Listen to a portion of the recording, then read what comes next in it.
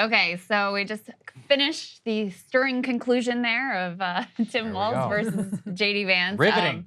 I guess I'll give my overall top line thoughts. Obviously, on the gate, Tim Walz, super nervous. Very obviously, very nervous. And then as the debate went on, he got a lot more comfortable. Also, I think he was very uncomfortable on foreign policy, which is something that was kind of anticipated as a governor. He was like very nervous.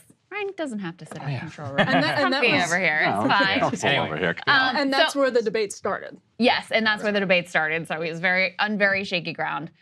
He had a really bad answer on the whole China Tiananmen Square thing. That was probably the low point for him. Going into the final minutes, I was planning to come out here and say, for sure, I thought JD got the better of him. And then we got to January 6th. And I think probably the moment that is going to get replayed the most and was the most compelling through the whole thing was JD being unable to say that Joe Biden won the election. Yep. And in a very obvious way, he gets asked directly by Tim Walz, and he says, we're focused on the future. And Walz goes in and says, well, that was a damning non-answer. And I think that's the moment that out of everything is probably going to get the most traction. Is there any pragmatic case that you could possibly concoct that there's some voter who just really wants him to keep saying that he won the election? Well, no. I mean, Trump. Donald Trump. His name is Donald Trump. But no, I mean Trump himself. Like Trump obviously dictated that JD Vance say what he said. Yes, yeah, that's right. And this is the problem. And I think that the debate performance highlights the strength and the weakness of the Trump-Vance ticket, which is that's right. With Vance there at the top. I thought Vance, Amy Walters put this best. She goes, Vance actually is trying to talk to swing voters on every controversial issue. I thought his abortion answer is the best answer that a GOP politician has given since the fall of Roe, where he's basically like, look, we failed. We need to win your trust back. We're pro-family. It's heartbreaking. He's like almost tearing up talking about somebody he knows who had an abortion, AKA compassion on housing, on many of the other issues. He would say, I understand where you're coming from. He basically defended Obamacare. I thought he had a very, effectively did, endorsed healthcare for pre-existing. Yeah. I mean, that's incredible stuff here, right? We're talking about family. In general, he's very, very comfortable. This is where, all the way up until the election answer. And the truth is that there's no good answer on that election whenever you're the vice presidential nominee on the Trump-Vance ticket. So what do we say? I'd say 87, 88, almost 90 minutes of a very, very good performance for him. Unfortunately, I think you're right, Krystal. The media is going to play that one up. You guys are going to be hearing it all goddamn day long from CNN, MSNBC, and everywhere else. And look, I was going to say, at the same time, it is justified because one of the main questions is around this quote-unquote extremism. And one of the things I thought that JD very effectively did was not appear extreme on all the issues that they have been attacking them on immigration, on abortion, or any of these, especially where there's a huge delta between where the Trump-Vance position is on a particular issue and then where public polling is, say abortion. So Trump obviously had a horrible answer on abortion, had a horrible night there on Jan 6 and democracy, et cetera, or whatever. He also had bad answers there. Yeah. JD, I think, probably did the best that he could do. I don't know. I still think that he won, to be honest. I mean, I thought that Walz, and I'm biased, obviously, putting that out on the table, but I don't think Walz came across in any in a particularly strong way with the China answer, which I thought was bad. In general, I just thought he was nervous. One of the better things for him is he's supposed to be relatable. He kind of got there. He was relatable. He definitely. No, I think he came across as he definitely wasn't the Republicans. He was wooden to me. Republicans have a caricature of him as being super weird and like a freakish kind know character, and I think he came across as very Midwestern nice. I don't know. He came to me as stiff as a board. Here's the. I'm like, dude, you're supposed to be good at this. You're not. You're not good at this. Too Midwestern nice because he didn't. There was too much yes, I agree with you, and I know people like to see that. Yeah. But you are supposed to make a contrast. Yeah. I don't know that he came across as, this sounds silly, but as vice presidential. And when you're as a vice presidential candidate, you actually really have to come across as presidential because that's what's in the back of everybody's mind is well, if something happens to the president, especially right now, would this person make a good president? I thought Walz had a good night. I thought JD had a very good night. But interestingly, JD, on that last exchange about democracy, knowing that it's a vulnerability for him, pivoted to censorship and pivoted. And he didn't say Dems are the real threat to democracy. He said the issue or the argument that this is only a Republican problem is wrong because Dems want to violate all of these norms with censorship. He didn't say, basically the Dems are the ones that are trying to lock up political opponents, banana republic. Like he didn't do that. Yeah, that's a good point. He didn't mention lawfare once either. No. So that was Yeah, very that's interesting. true. He didn't mention any of the Right. court cases against Donald Trump unless I missed that. Right. It really was him trying to say he wasn't trying to say this, but he basically, rather than saying the problem is only with the Dems, he kind of conceded there's problems on both sides. He didn't say it. But he said something to that effect. Look, he I said think that- he did the best he can. What the fuck are you supposed to do? Like, I'm serious. Like, when you work for the guy, what are you supposed to do? Also, that's the reason he got the job. Right. Is because he He's said not Mike Pence. Because he said not Mike I Pence. would not have done what Mike Pence did. Like that's the whole reason he's there. Yep. And so He's there to be the bulwark against the deep state. He can't start acknowledging that the deep state was Against right. the That's yeah, that's establishment. right. Yeah. So I Exactly. mean, yeah, it's devastating, but there's also he put himself in that corner. Like that was the agreement he made when he decided to try to be on this ticket, was that he would give that answer right there and never admit that Trump actually lost. I mean, you have to look at a certain. Again, you have That's to. true. Their calculus, I don't necessarily agree with it. Is that you It's the have to litmus do this? test. No, for them, it's like, listen, we have to go along with this so that we can get all this other nice stuff into the Republican Party. Again, I don't necessarily agree with that. Who's That's they? the Vance. The Vance mindset, the Rationalization. mindset of any of the The people. mindset is the ends justify the means. Yes, basically. yes. Absolutely. We have a Yeah. two-party system. We have this guy named Yeah. Donald Trump who's at the top of the ticket. He says a lot of crazy shit that his supporters basically think he's a god and believe whatever he has to say. We have a certain number of policy positions that we want to move the Republican Party on.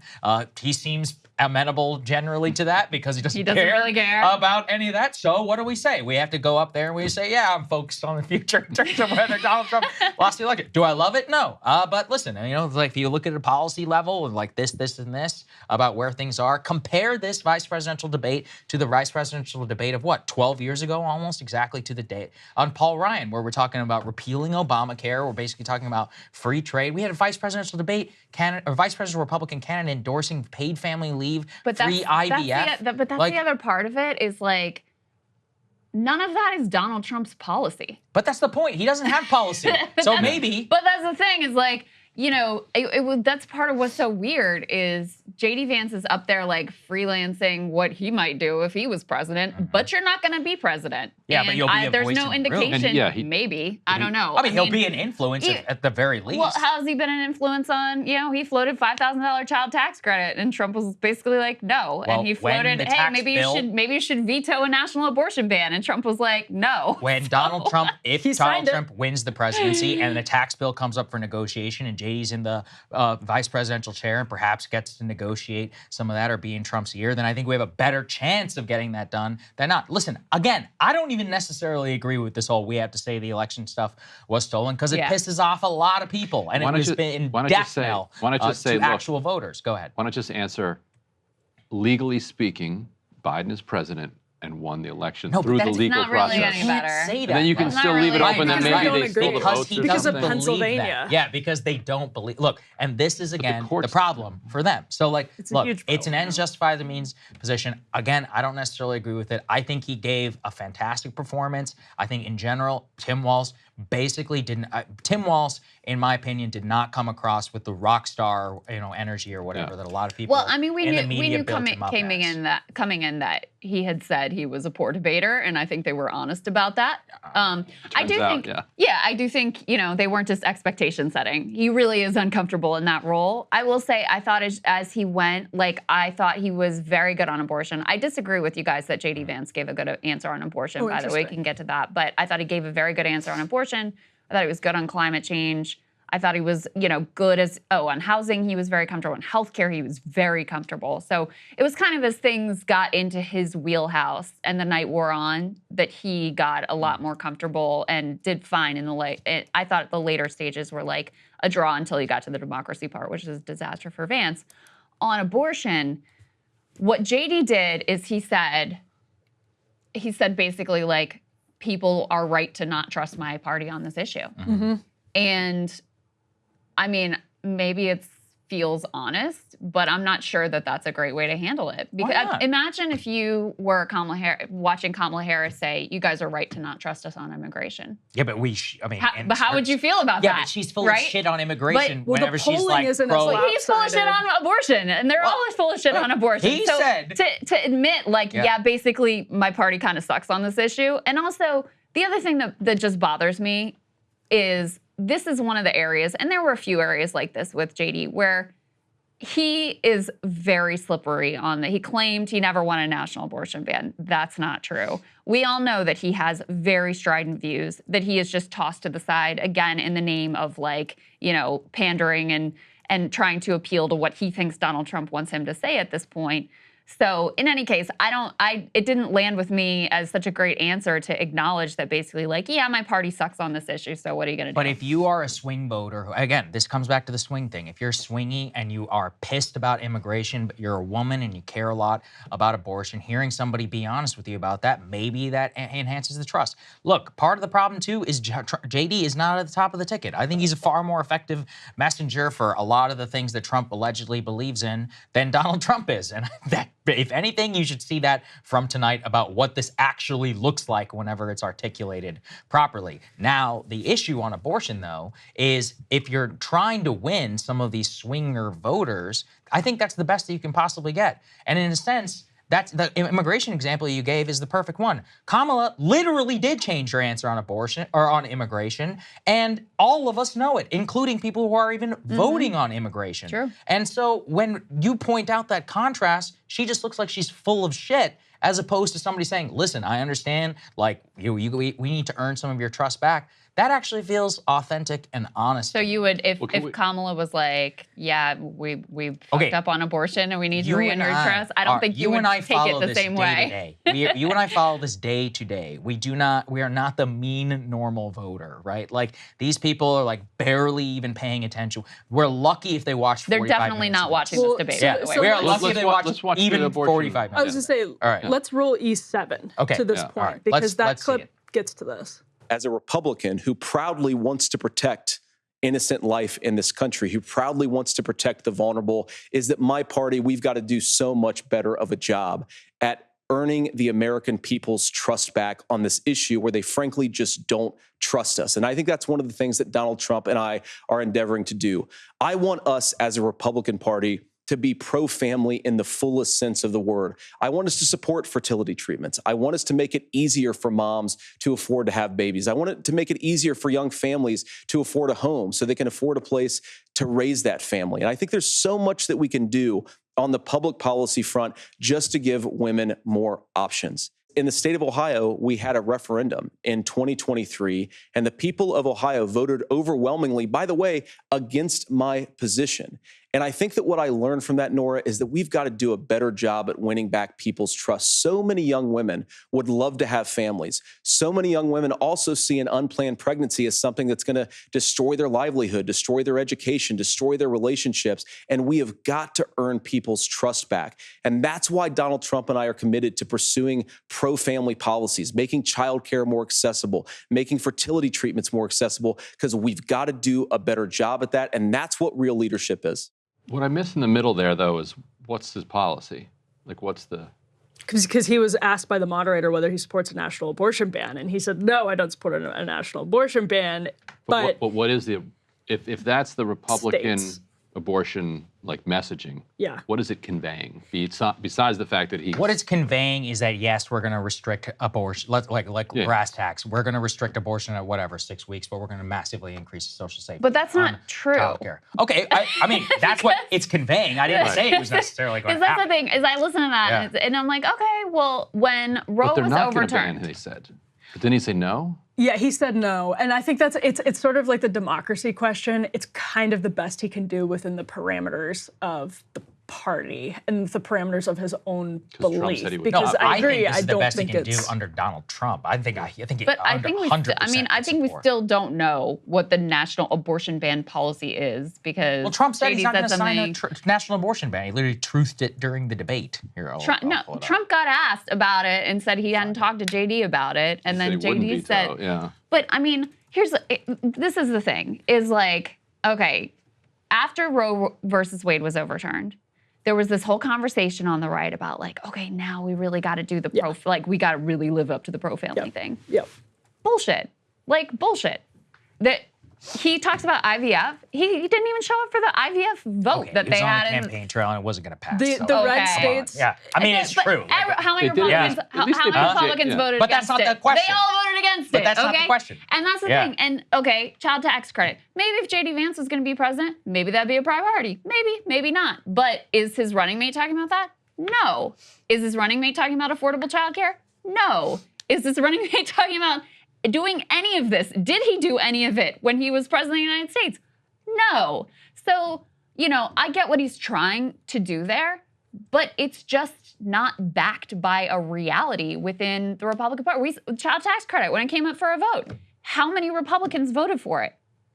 What, 2? Well, Maybe? what's interesting about that is a bunch of red states, as you were saying, you have the anti-abortion, pro-lifers talking about how it's now is the time to put your money where your mouth is and to be pro-family. And what they ended up doing is a lot of these red states passed a suite of bills on the state level that were doing things like paying for diapers. Ron DeSantis did this, and it was not like to the points that you just raised, Krystal. It wasn't about IVF.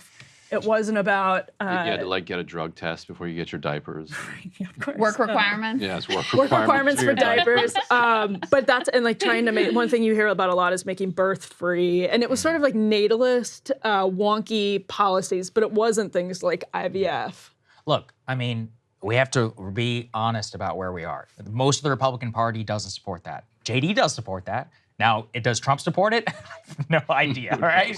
I don't think he supports or does anything. I think he'll go to whatever position you're in. Now, in terms of what you just said, I think it's a pretty effective counter to why you should probably vote for Kamala if that's your number one thing. But he's trying, I think, to speak to more swing state voters. And to the extent that he's speaking for himself, I can genuinely tell you that that's what he believes. Now, does that mean that it's going to happen under a Donald Trump administration? No, don't take that to the bank, considering what happened the first time around. And so his strongest moments, I thought, were where he was genuinely explaining both his own belief, and connecting it to his different vision from where traditional Republicans stand, and then trying to fuse that onto Trumpism. If anything, you could see that as the project that he undertook whenever he became a United States Senator, and now as the vice president under Donald Trump. The correct counter to that is, will any of that happen? At best, probably 25%, if we're all being honest. Is that better than 25% or whatever of Mike Penceism or 100% of Kamala Harris being in the White House? That's for other people to decide. But that's why I thought it was a very strong performance. In other words, what is Doug Burgum going to do up there? What is Tim Scott going to do up there? What are any of these other people? They're just mouthpiece. They're nobodies. They would have given you complete standard answers on all of this stuff. This is different. And different is interesting. Different actually gets people talking. So for that, I thought, in terms of the performance he could give, especially considering how he's been coming off more aggressive and angry in a lot of his interviews, this was in the beginning of the debate, I said, I hope he comes across more compassionate, like the guy who ran for Senate in 2022, or more like the hillbilly elegy guy who was on CNN and MSNBC. I thought he did a very good job at that. I mean, you saw far more of that than you did any of the angry response, or in an embarrassing response, like, Donald Trump win the election. Well, it's a problem. And speaking of embarrassing responses, maybe we should run that one moment that Walz had when he was pressed on. Yeah, so we've got E5 when if we have the stomach to watch it again. This is rough. This is hard to watch. Go ahead and let's take a look. Governor, just to follow up on that, the question was, can you explain the discrepancy? All I said on this was I got there that summer and misspoke on this. So I will just, that's what I've said. So I was in Hong Kong and China during the democracy protests went in. And from that, I learned a lot of what needed to be in governance. Thank you, Governor. So there's apparently he had claimed he was in Hong Kong when the Tiananmen Square massacre, and he wasn't. Yes. It happened in June. He was there in August. Okay. Yeah. Right. And But so he has previously said, which you would not know from his answer because he did not even Yeah, explain that. exactly. He Yeah. didn't even he goes explain first. He that goes on this problem. long thing about like why he was in China and this cultural connection, and I bring basketball I'm a good teams, guy, and and I yeah, fuck I'm a good guy, and like I Yeah. just want people to connect and whatever. And she's like, okay, yeah, but why did you say that? It wasn't true. And he's I'm a like, knucklehead. He says, I'm a knucklehead, and then he said something like, I talk a lot and I get caught up in the rhetoric. Yeah. And then it's just sort of like awkward pause. That was a missed moment. I still wonder My why favorite JD quote of the night, he said, quote, "Many times I will talk a lot." And honestly, same. I mean, Hey, I that's relate. why we're all here. Yeah, I relate. We do this shit for a living. I also get caught up in the rhetoric. I get it. It was surprisingly bad because it's obviously awkward to have to admit, like, yeah, I fucked up on that one. Yeah. Like, I wasn't there. I said I was there. Oops. He I was trying to eventually tell a got cooler to. story than He it eventually was. got Yeah. to. I misspoke. It honestly would be better if he had just said that. Yeah. Yeah. Like, I wanted to, He should have said, it happened in June. I was there in August. It was a cooler story. It was a cooler story to say that I was there while it happened. It was kind of a lie. And I'm busted. Sorry. Yeah. Yeah, All right, so, that but, that would have just, been the best you could do, and that would have been fine. People would be like, "All right, he's telling a tall tale, big deal. Who cares?" It's a tall But tale. because he's It's a meaningless tried tall tale. so hard Yeah. to weasel his way out of answering the question. It just it ended right, up let's bad. hold And that- It's like, why weren't you prepared for that too? Well, that kind of gets before we get to that. I'm So, sure being by the there way, in our August- audio team they have to re-export that clip because it came out without audio. But It'll also, be fixed in a few minutes. I'm sure being there in August is a really cool experience, and you got a lot of the energy from Right. the Right. aftermath. And you could This- say that, But This K-File, but that's actually not the same as being gets there. to me. And also it's Hong Kong is, and not during the China. debate, what I put out was I was like, it's clear to me it was a mistake that Walz didn't do interviews because he was Oh, yeah. nervous and he was not practiced in being in an adversarial position. Yeah, definitely. And it's like, this is why, JD was comfortable from moment one because he's done interviews with both of those women at CBS, literally both of them, probably knows them personally, both when he was a senator and as a vice president, Yeah. with all the major networks. The only thing he wasn't prepped for was that election answer. It's because there's no answer. I still disagree on that because Yeah. he, like from a really big picture perspective, obviously the interviews would have helped him be smoother in the debate, but their risk aversion, I think when you have as much boosting from the media as the Harris campaign has had, and as Tim Walz has had, to your point, like Yeah. he really has been hyped up by the media. Yeah. Why would you even, Well, this just blew it up. That's why, not really. because- I don't mean, think so. Like, how much do you think this matters when people are actually making the how much do these decisions? people matter at all? All right, so Well, that's what I'm certain- saying. It's like, But what that's are we what I'm really talking saying. about? But that's the point. Like, okay, let's say to the extent that it matters. I mean, look, if you're a political junkie, I'm assuming that the polls are going to probably show that JD won. Media's probably going to cover that on top of whatever the clip is, that looks bad for him. So maybe it's a wash. So on Walz, I guess to me, they built him up as the star, how good he was in media and all that. And from the very beginning, I was like, oh man, he looks so nervous up there. So sure, it took him a little while to get warmed up, but that initial impression stuck, especially whenever I felt like he was trying to deliver canned answers. He would give weird pauses. We were talking earlier when they came out and we noticed that he immediately came to the notepad and was scribbling a lot of pre-memorized stuff down so that he could read off of that. I thought that really showed. And I mean, look, he had great answers on abortion. I thought that was his strongest moment for sure. I also thought his closing Nailing pitch JD on the wasn't democracy bad. thing And was his strongest moment. That's going to That be was the his strongest best moment, for sure. breakout. So Yeah. actually, I think we do have that, and hopefully the audio is correct. So fingers crossed. Why don't we go to that? E8, please, control room. Let's go ahead and play it. I think this is the conversation they want to hear. And I think there's a lot of agreement. But this is one that we are miles apart on. This was a threat to our democracy in a way that we had not seen. And it manifested itself because of Donald Trump's inability to say. He is still saying he didn't lose the election. I would just ask that. Did he lose the 2020 election? Tim, I'm focused on the future. Did Kamala Harris censor Americans from speaking their mind in the wake of the 2020 COVID situation? That is a damning non-answer. It's a damning non-answer for you to not talk about censorship. trying to pivot to censorship on that just ain't gonna work. Yeah. You know, I mean, look, I've seen them doesn't try fit. everything. I've seen them try Pennsylvania voting law. I've seen them try Venezuelan dominions. I've seen it all. That's probably as good as you're gonna get whenever you're up there. But it was bad. I mean, you know, how else can we say it was bad? Especially for, look, the swing, that was actually the one moment, and this is where he's so constrained by Trump, where every other time he's trying so hard with those swing voters on abortion, he's like, I hear you, you know, I feel your pain. On Climate change. on healthcare, yeah, or On I guess, guns. yeah, on guns, on Immigration, all he's of like, these. I'm not It's like, blaming them for Christ have everything. mercy, right? Everything's compassion, everything. But with this, it's the red line for Trump. And so, like I said, this is the strength and the weakness of the Trump Vance ticket. And I think this is where the biggest weakness is, and it emanates from the very top, Donald J. Trump. And also, you know, for a lot of Republicans out there who are always talking about how great Trump is, this is also a vision of like, it doesn't have to be this way, of this whole like concepts of a plan and let's litigate our rally size, all these other disastrous like moments that are purely functions of Trump personality. But that's also where people have to be honest in that a lot of voters, the actual Republican voters, for like, this is where we also be but- they prefer the Trump. They love They, it. Right. they love the prefer guy. that And they prefer to it on this. abortion, They too. prefer the circus The only to whatever reason- the hell, to something like, you know, interesting, nuanced, and well-spoken. And the only Like- reason that JD didn't just give the sort of canned, scripted, pro-life movement for decades answer on abortion is because Donald Trump is the candidate, and he that's can't do true. it. Yeah, He that's ca- another so good there's one. it's a double-edged sword. Yes. Yeah, I mean that there was a lot of throwing the pro-life movement under the bus, like Yeah, by good. admitting our party Yeah. is interested on abortion, Yep. and he wasn't just talking about like, oh, because we need a child tax credit. He was talking about abortion. Yeah.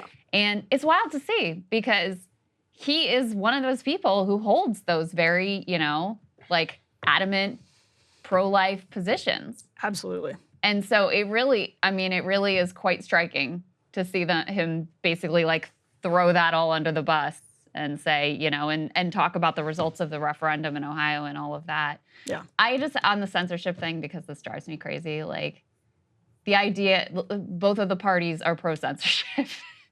The idea that Donald Trump is your anti-censorship candidate is crazy. He wants to deport, you know, pro-Palestinian protesters. He wants well, to. they don't have he wants, rights, He Krystal. wants They to are ban foreigners. flag Yeah. burning. Republicans have passed all these laws in states. Okay, they're in support of anti-BDS laws, There you for go. That's example. fair. They want to pass. They've passed all these laws that, like, you know, ban protests in certain ways or like allow people to drive their cars into protesters, et cetera, et cetera. I could go on, Well- but just it really irritates me when people make that a point, and it especially irritated me in that context when he's just like blatantly trying to shift the conversation from something he's Well, he's doing uncomfortable whatever. Look, he's doing what he's got to do. You And know, so- it's like when Tim Walz gets asked about immigration. Yeah, Tim, you know, I'm sure you really strongly feel about a strong border bill. Like, get out of here. But this is the game. They might. I mean, I don't know. Unfortunately, I think they might. I don't but- think Tim Walz does for sure. I mean, speaking of Israel, Canadian so immigration, they start well. So they started off with a very like sober tone and question about what had happened in Israel, between Israel and Iran just today. And Vance had a pretty good moment early on. He seemed more comfortable than Tim Walz, and he talked about Walz calling Trump, quote, an agent of chaos. I'm gonna control him. I'm queuing up clip E1. To just see how the debate started and how Vance seemed to be on pretty comfortable ground when he was talking about what was transpiring throughout the world. Let's roll E1 so you can get a flavor of how it all started. Now, to answer this particular question, we have to remember that as much as Governor Walz just accused Donald Trump of being an agent of chaos, Donald Trump actually delivered stability in the world, and he did it by establishing effective deterrence. People were afraid of stepping out of line. Iran, which launched this attack, has received over $100 billion in unfrozen assets thanks to the Kamala Harris administration. What do they use that money for? They use it to buy weapons that they're now launching against our allies, and God forbid, potentially launching against the United States as well. Donald Trump recognized that for people to fear the United States, you needed peace through strength. They needed to recognize that if they got out of line, the United States global leadership would put stability and peace back in the world.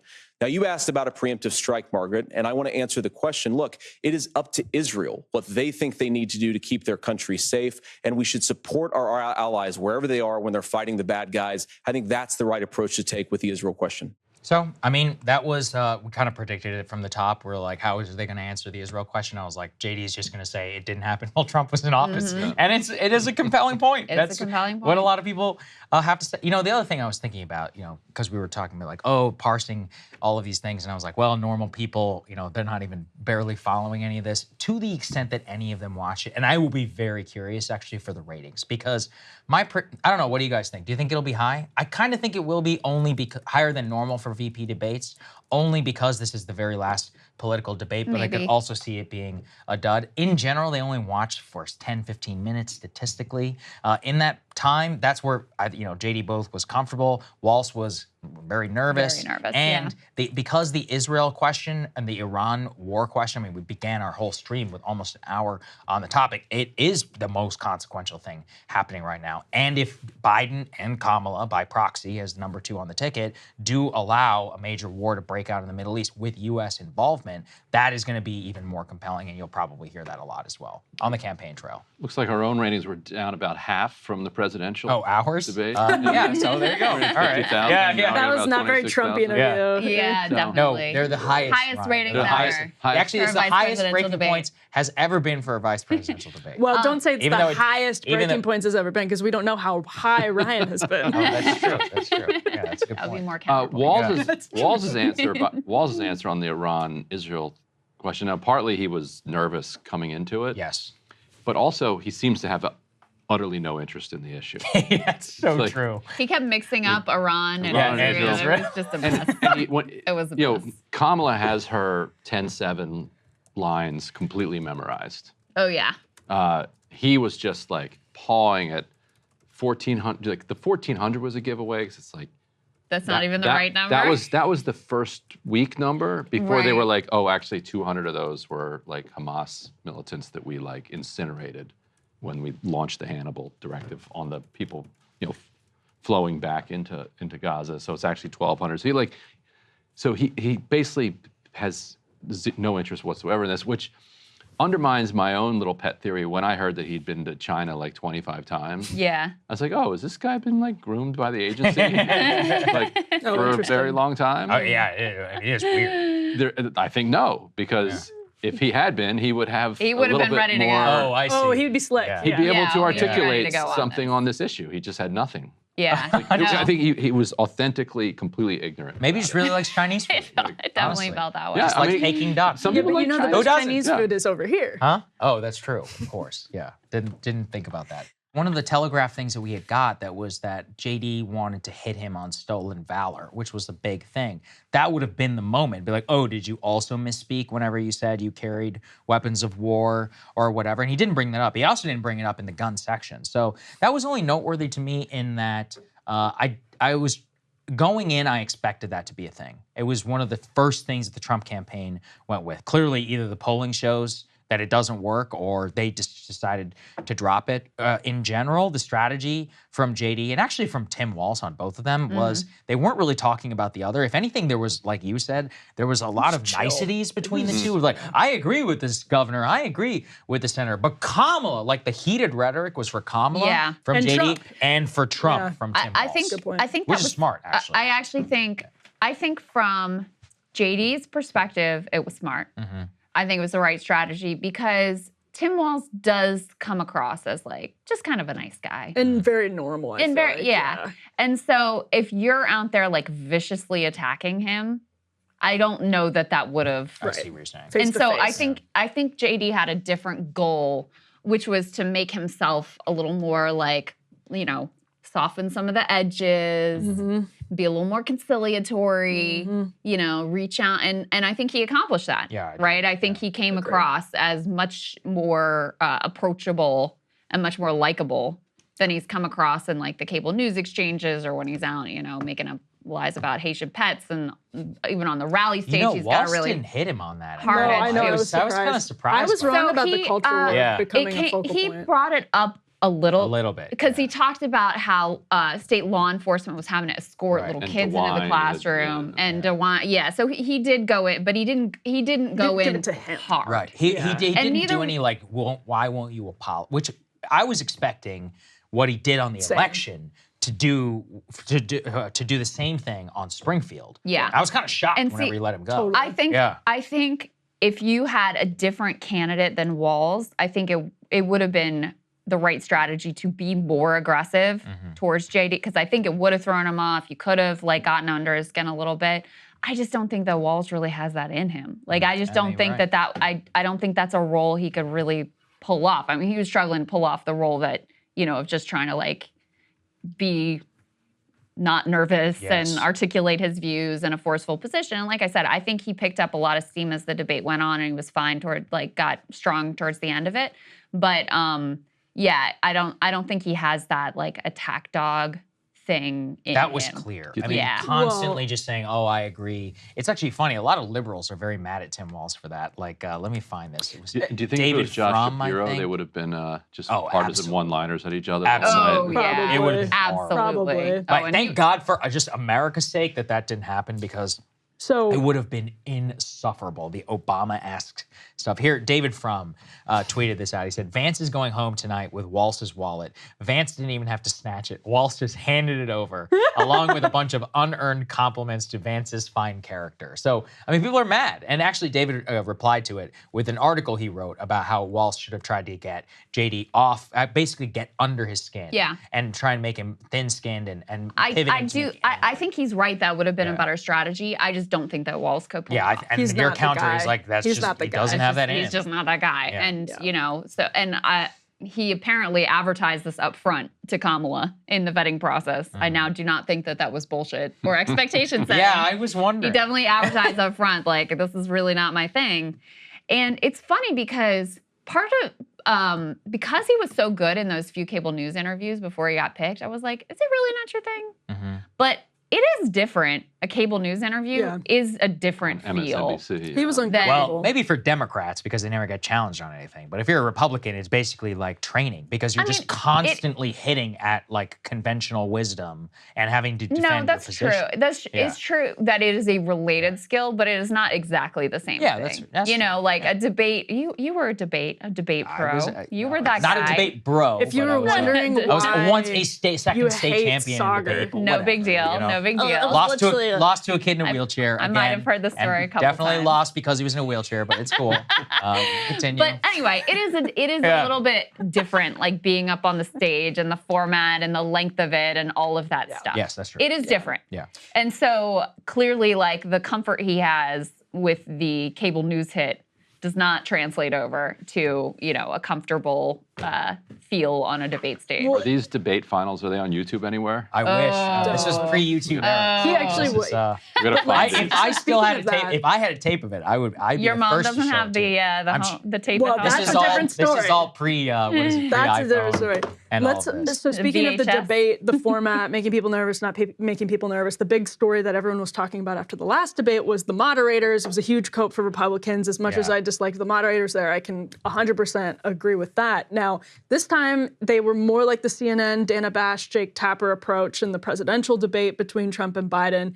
At the same time, there was one. First of all, I think Krystal and I at least agreed. They were awkward. The Nora O'Donnell, yeah. Margaret Yeah, it was- Brennan pairing was awkward. Listen, we know great female chemistry. Obviously, and that's not how you and do it. that was not it. How you do it? I think you guys are right. I think need that a they, glass of I Pinot think they Grigio. hate each other.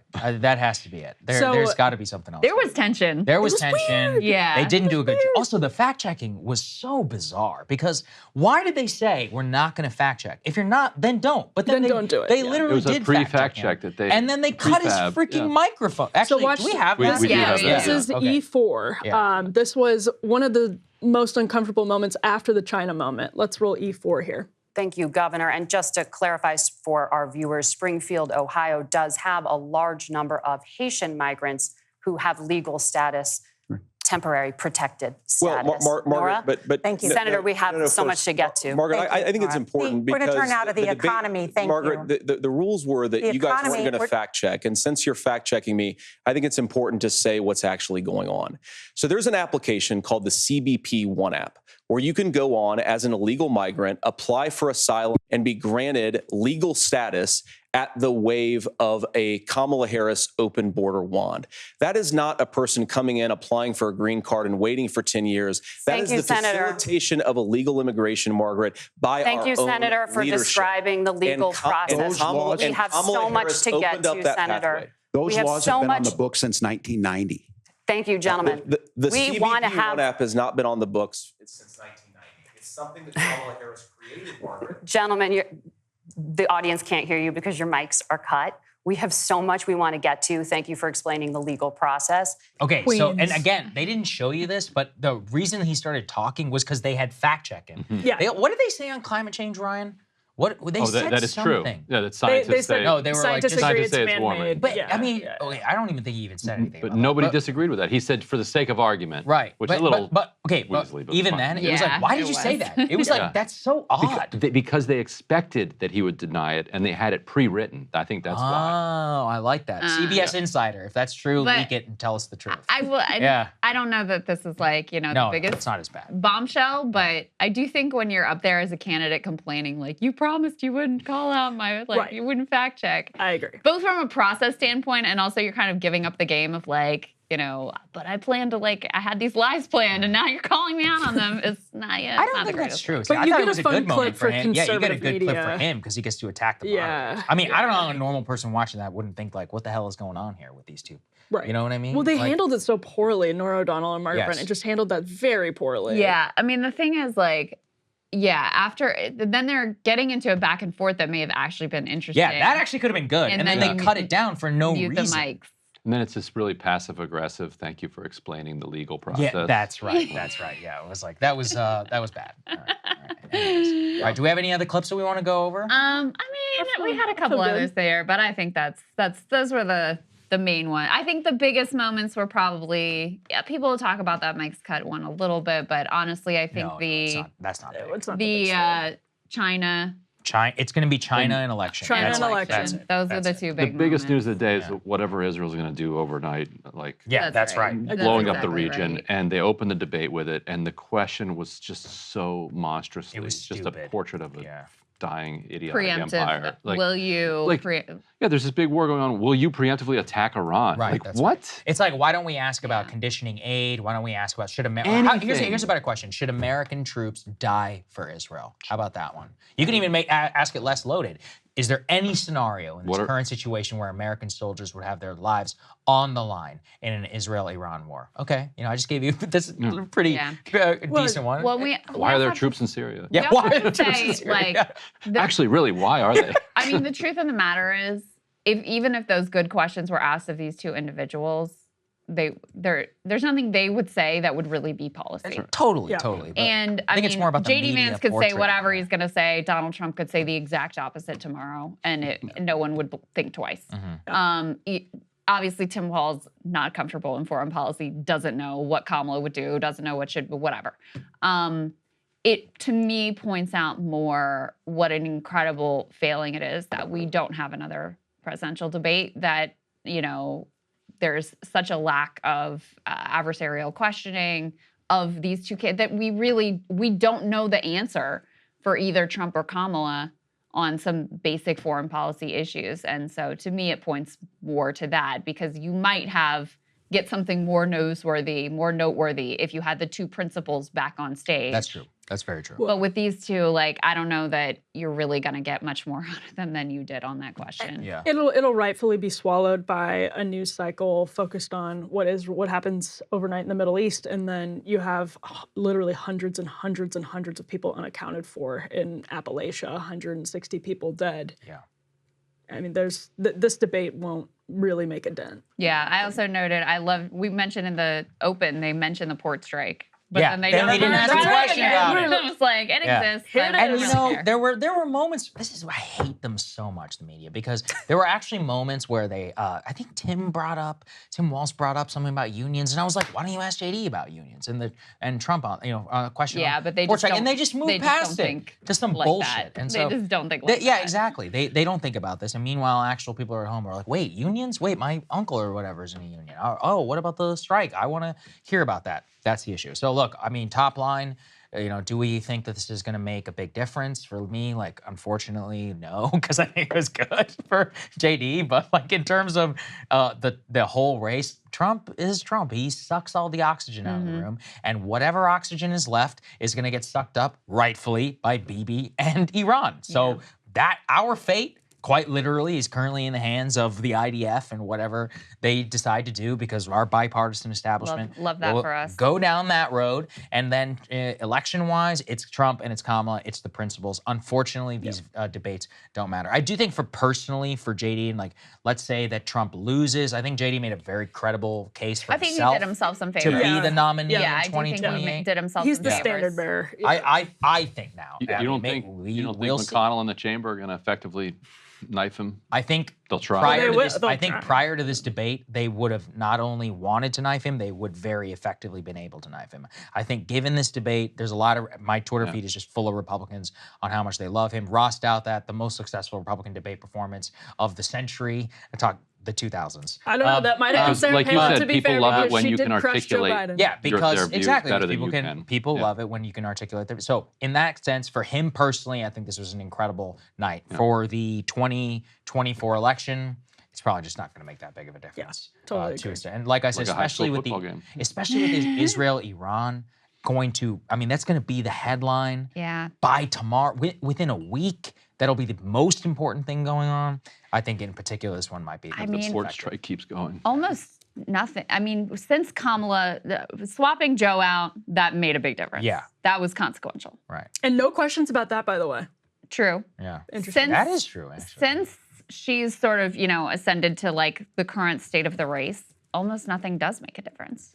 I saw like- somebody, You're right. yeah. I don't saw know. somebody making the point that that would have been his best democracy rebuttal. Be like, what are you talking about? You didn't have a Democratic primary True. anointed two. Yeah, Oh, that's true. Yeah. Yeah. That's true, except I Damn. don't think people care. That is good. They don't care. But at least you could. But But maybe. it's a good point. Maybe Maybe Walz would it's not take. something people Maybe want to Walz hear. would take the bait, and then you're not talking about Trump anymore. That's true. That's true. But I think the race is pretty static. Like, you had a DNC that didn't move the needle. You had another assassination attempt that didn't move the needle. You had a debate that was overwhelming in terms of the consensus that Kamala defeated Trump and he looked terrible, made an ass of himself, whatever, Haitian pets, etc. That didn't really move it. She maybe got maybe a temporary point bump, and then it's just back to the stasis. So in that context, it's hard for me to imagine that this would be more significant than Sorry, any of those Krystal, we things. just got news in from CBS. What do we in got? An instant poll. Who won the debate? 42% JD Vance, 41% Tim Walz, 17% Ty. I love America. Ty, baby. Gotta love There you go. America. America's like, whatever. Yeah. I was so- a Republican going in, I like my Republican. It's a Democrat going in, Yeah. I like my I Democrat. think Most of That's those right. Democrats are lying. Huh? Most of those Democrats are lying. Yeah, but but they think it anyways. And by the It way, doesn't matter who Democrats they're all they going think to vote won it. for him, so who Right. cares? It doesn't matter who they Yeah. think won. Yeah. They're voting for Walz. Yeah. Yeah. So in any case, do I think it's going to move the needle? Yeah. No, I do not. Yeah, But especially with One that. thing before Yeah. we wrap. Yeah. Happy birthday to my mom. Oh, your mom shares a birthday nice. with Jimmy Carter. And to No Jimmy. way. Yeah. Oh my gosh. She's JC actually a and little your older. mom. She's 101. No, I'm kidding. Jimmy Carter. Sorry, Mom. I wish we had more time to talk to Jimmy Carter. I'm sure Ryan and I great for could go her at it. age. about Really Jimmy. good, right?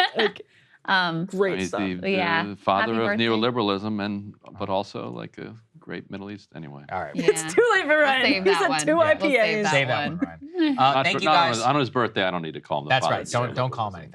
anything. Thank you guys so much Good for man. watching. We appreciate you. We have that discount going on right now. Can we put that up on the screen, please?